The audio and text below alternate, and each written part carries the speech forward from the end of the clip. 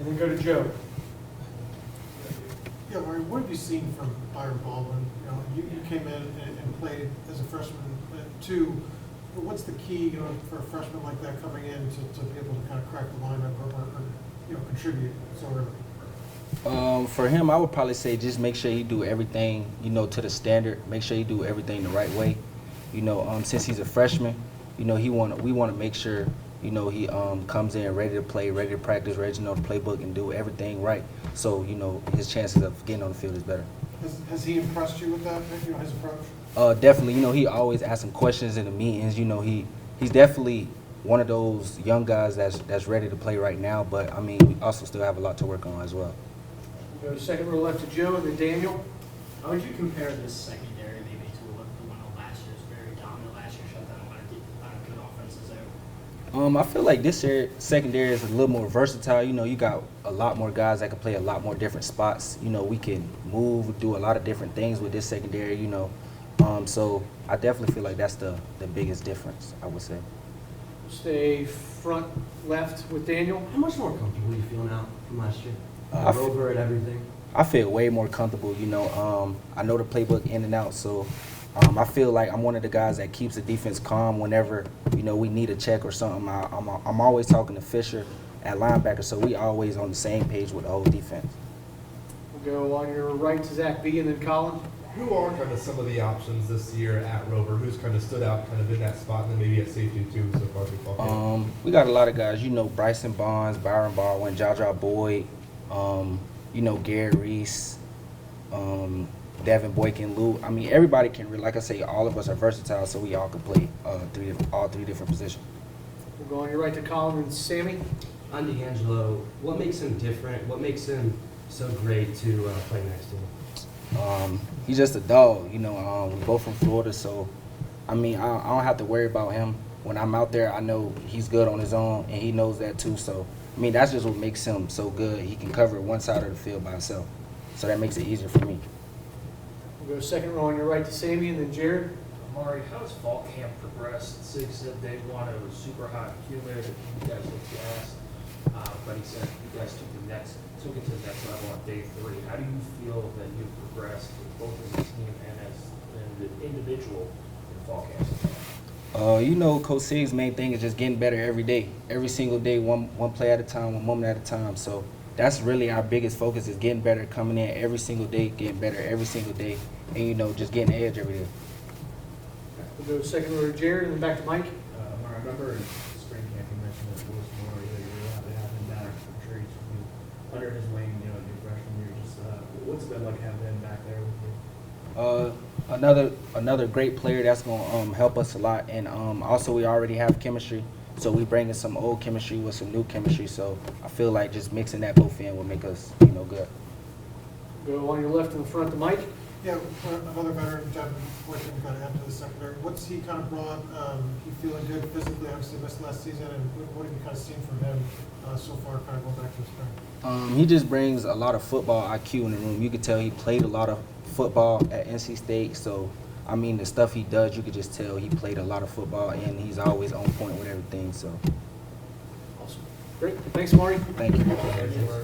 You kind of mentioned the teammates standing out, but more of a more or less, wanted to kind of get your thoughts on how he's kind of progressed and looks like he's kind of playing on the inside a little bit, and what's it been like playing next to him up front? He's been a guy. Even since last year, he's gotten some snaps, and he's been playing really well. He worked his butt off all summer, and I'm starting to really see the results now. He put on some weight. He's 285, 290, still twitchy, still moving, really smart. But he's been playing really well, especially him trying to figure out that interior position. He's been dominating. That 3-tech position, he's been getting out the ball, making plays. So he's a hell of a player. Stay right in front of Daniel, and then go to Zach B. You said Pat had mentioned last week that Jose has just been highly challenging there. Just how much has he impressed you, and just what has he kind of shown this last week of camp so far? He's been great too. He's been a great energy piece, right? So he's a guy that goes out there and flies around, makes noise, and does what he needs to do. As far as technique and skill standpoint, he's playing well. Good against the run, good against the pass. Real power guy, real strong, powerful guy. He's making plays all over the field. So I feel like what he does on the inside, really setting that anchor, is great. Well, on your right to Zach B and then Colin. What has Terry Tucker done to show you that he's ready to step into a little bit of a bigger role this year?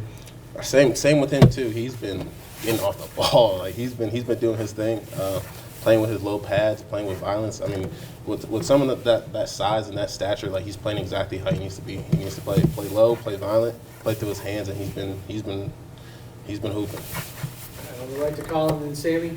You mentioned at media days that you're looking to be a defensive player of the year type guy. What are some of the things you're working on during fall camp to achieve that? I think the biggest thing for me is my motor. I feel like it was great last year, but I feel like I left a couple plays out there just motor-wise. So I think it's just playing harder every single play.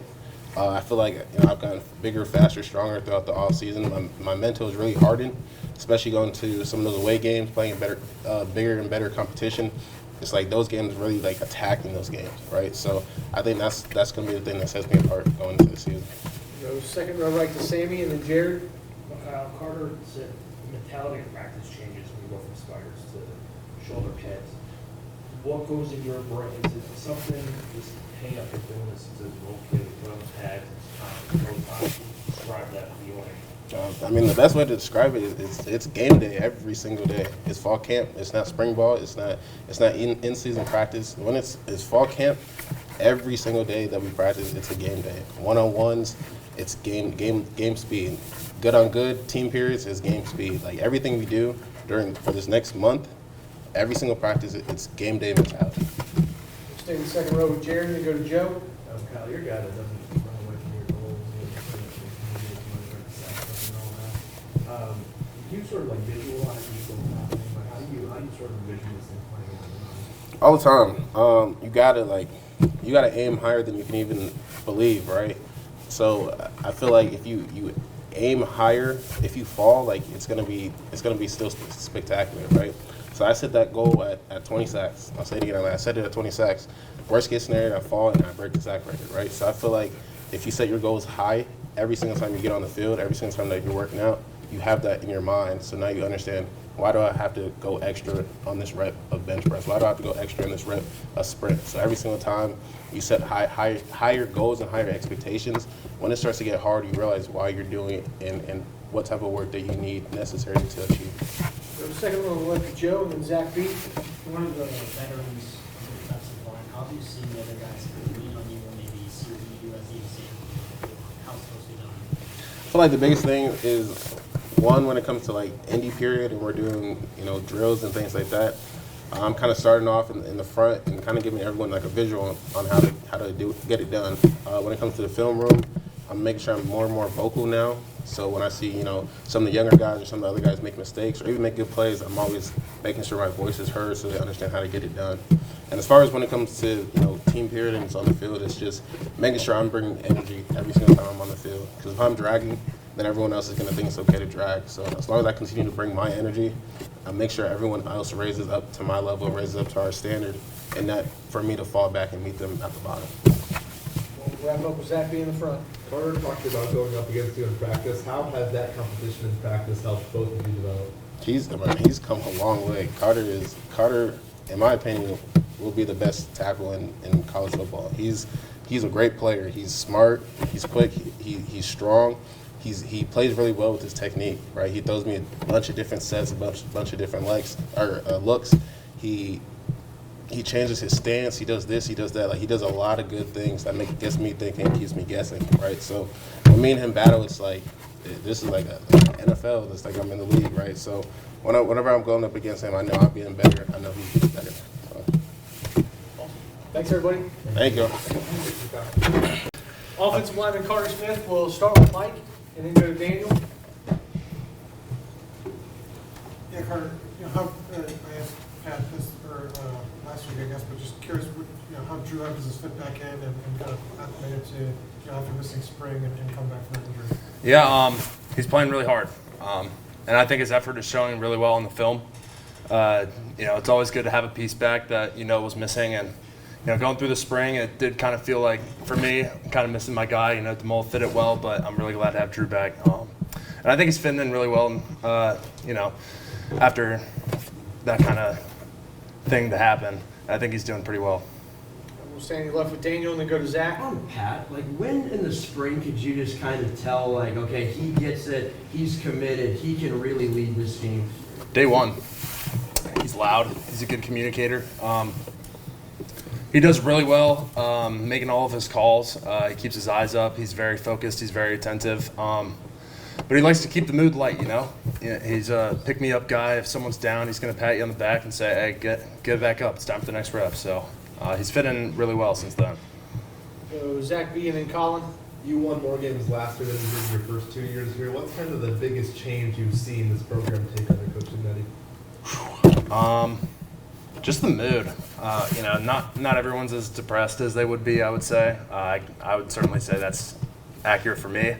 There are a lot of smiles around the facility now, and that's always good to see. Everyone's having a good time. We all mesh very well, and I think it's creating a great winning culture.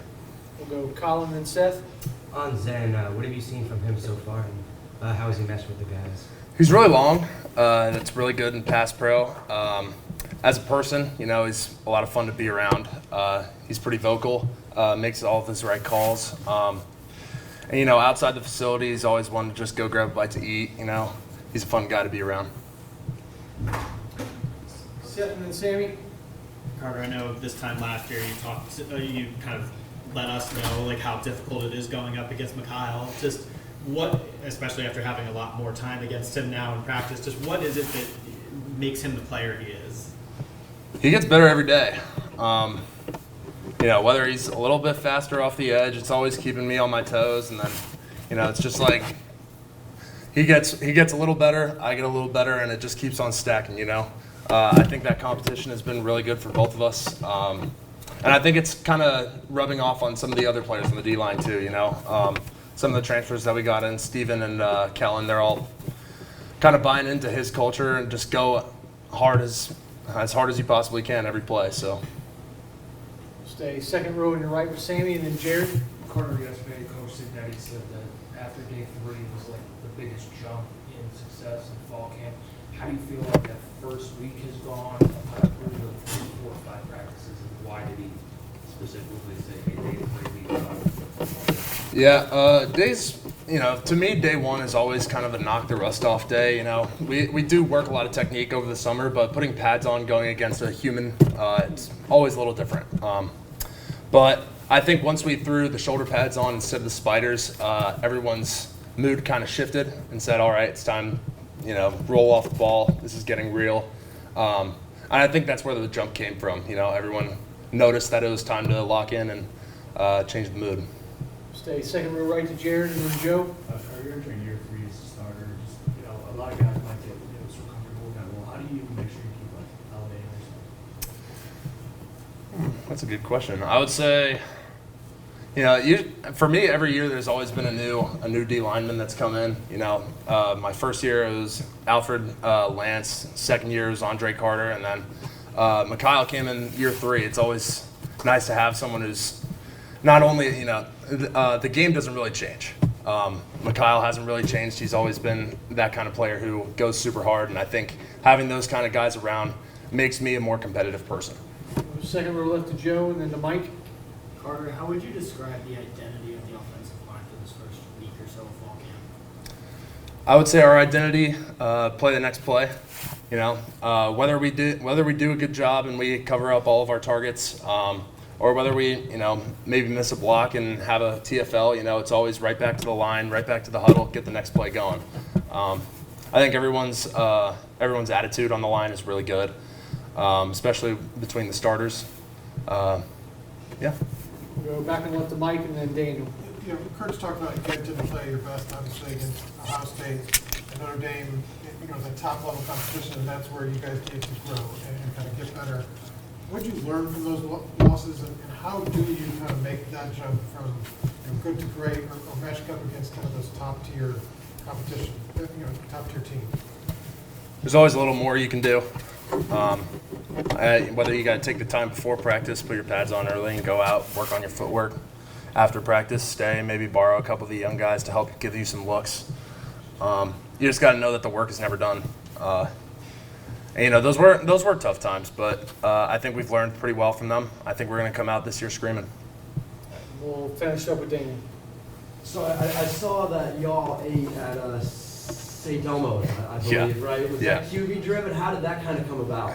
Yeah, you know, Fernando, he's pretty, what's the word I'm looking for here? I guess generous guy. He invited all of us out to a steak dinner, offered for it, and I was like, how could we say no, you know? It was a great time though. What'd you order?